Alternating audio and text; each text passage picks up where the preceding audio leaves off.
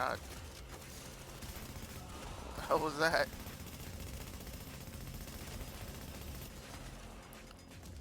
That's right, you NPC bitches. You're scared, huh? You trying to crash my game? Trying to crash my game? Get your turret out of here, dude. Fucking get fucking.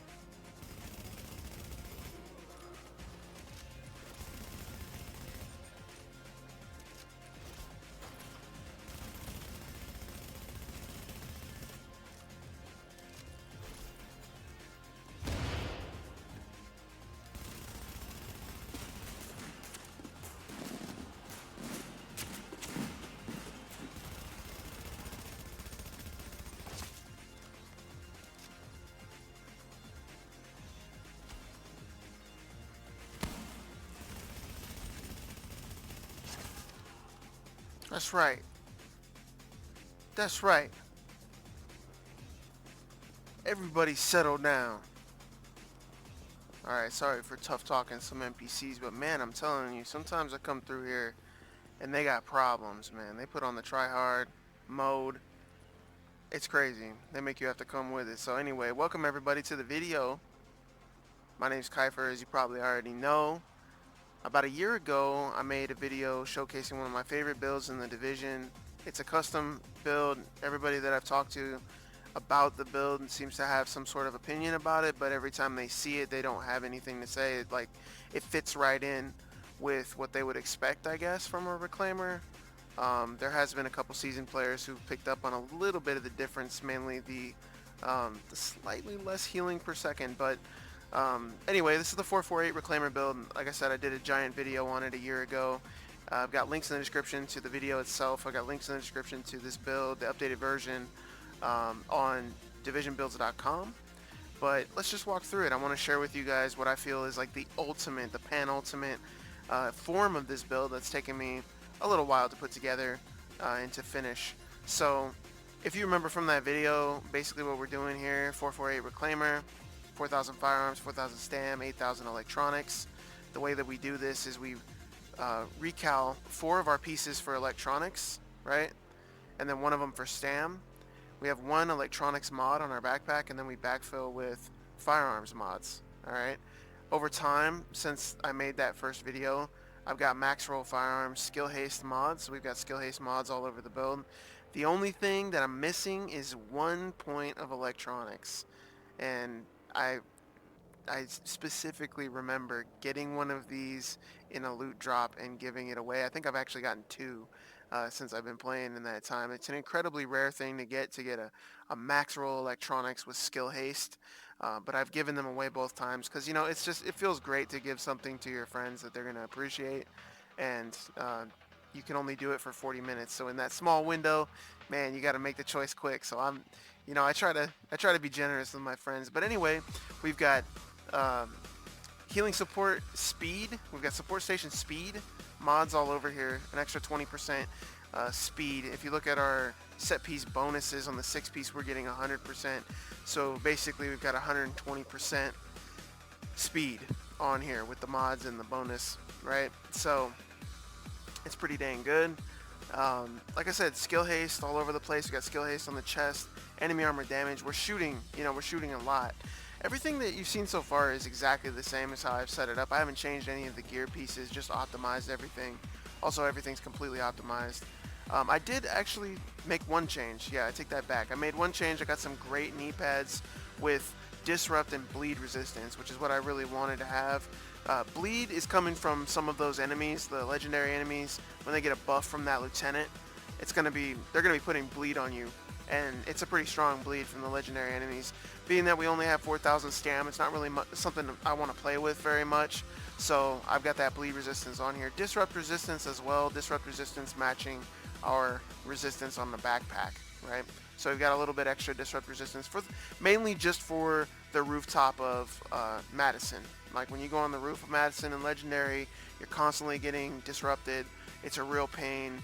I don't know if this. I honestly don't even know if this really helps or not. But I don't know if what it's supposed to do is to shorten the duration of disrupts. It's not going to protect you from disrupts, but it's going to shorten the duration. So if that's what it's doing, then I'll take as much of that as I can get for that rooftop specifically, because I do end up playing Reclaimer up there quite a bit, being that I play on some teams that kind of need some help, need some shoring up. So skill power all over the place. Backpack, mask, knees, damage to elites, mask and knees, right? Skill haste on the holster. So that's pretty much the build right there. The changes that I made, as you might tell, have to do with our weapons. One of our weapons is a just pure damage dealing weapon that I picked up. I'm actually really stoked about this one. A Liberator, running around looking like a noob.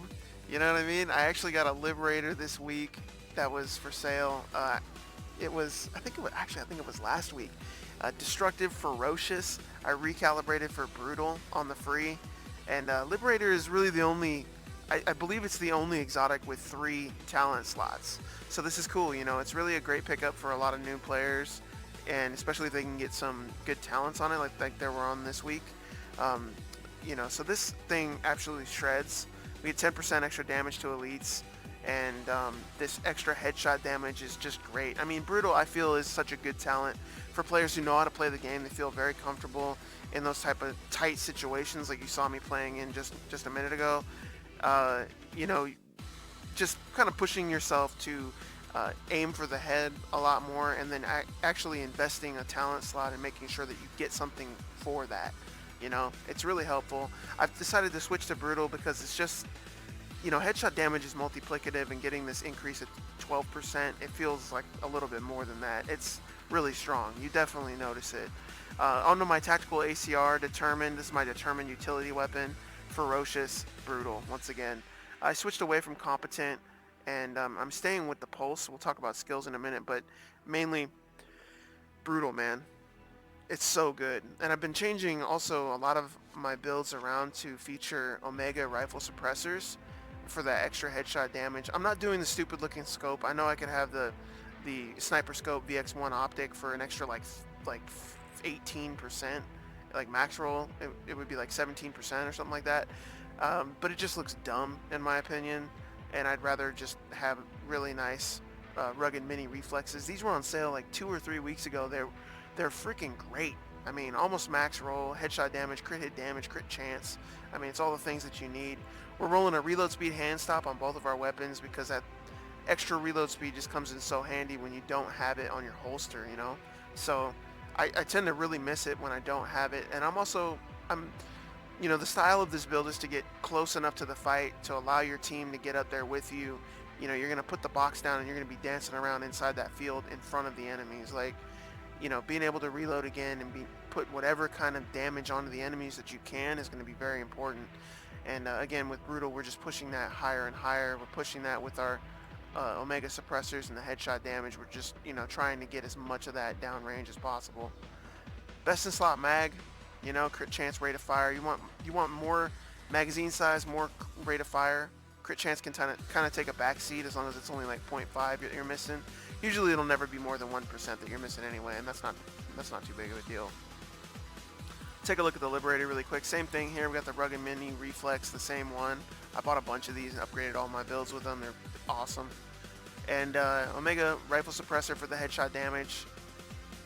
Hand stop, baby. This one's a little bit funky. It's got some accuracy on it. Oh well, I'll get a better one eventually with some more reload speed on it. But for now, this one's pretty good. And again, best in the slot mag. Trying to go for that rate of fire.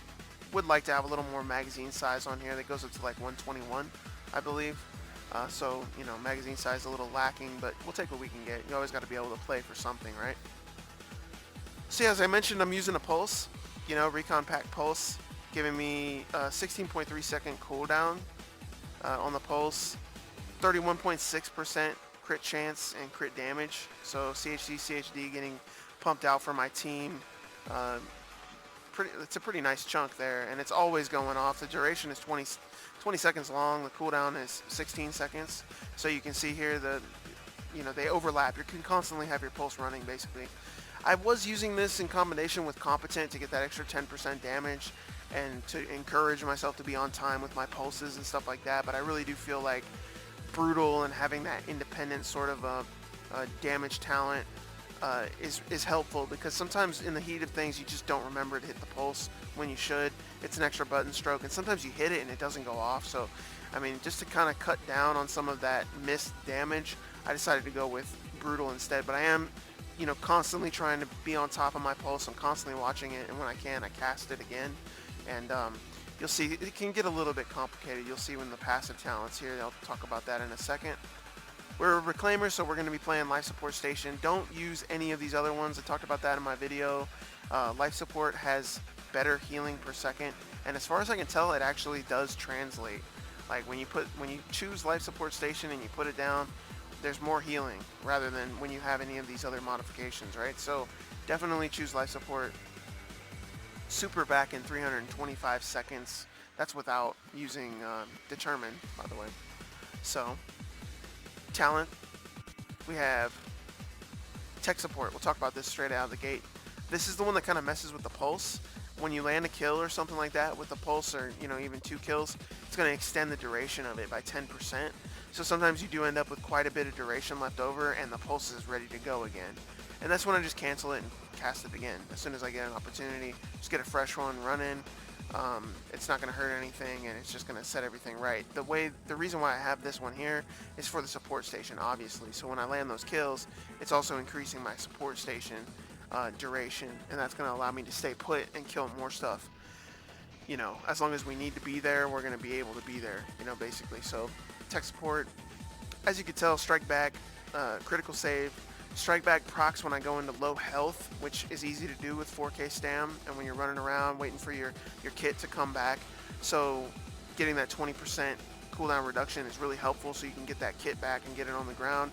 And then when you're in that low health segment and you slam a med kit to save yourself critically, the last second, you're going to get 20% damage resistance, which is going to help you heal a little bit easier standing in your newly placed kit. You're going to be able to be injured, pop a med kit, go back to like 50-60% health. You get that damage resistance. Your kit's on the ground healing you. So now you can turn around and tank, and you have a little bit of room to play with. It's not much, but it's something. Combat Medic, of course, because there's nothing better to help your D3 with. There's nothing better to help your friends with. Combat Medic, I mean, in a clutch situation when someone needs health, it's not going to be my support station, giving them healing every second or whatever it is. That's going to save their ass. It's going to be me running up and slamming a med kit, right? So Combat Medic, always, every time, especially for group builds, it's very, very important. And that's it. I mean, that's the update. We got Brutal now on our guns. It's freaking awesome. I'm sorry for the music kind of going nuts, guys. But other than that, I mean, I don't really think that there's any way that I could truly improve this build. It is a custom sort of a build. You have some issues, in my long video, I talk about the reason why I've decided to set it up this way. And I'm still using it. Friends of mine put this together all the time. Some of my friends call this OP. They call, my build is OP, and it is. I mean, you saw what it can do. Even when you're solo, it's insane. Like the way that you can put that much damage on the targets in a challenging mission. I mean, you're not going to be soloing legendaries with it, but at the end of the day, there's only a couple of builds that can, and the only way that you can do it really is by hiding in cover. Here you saw exactly how I play, running around right in their face, smacking them, talking mess. You know what I'm saying? So thank you very much for watching, everybody. If you have any questions, comments, leave them below. I'll do my best to answer them. And if you're in Division 1, you want to know you have any questions, want somebody to play with or whatever, hit me up on Uplay. And until then, I'll see you when I see you. Peace.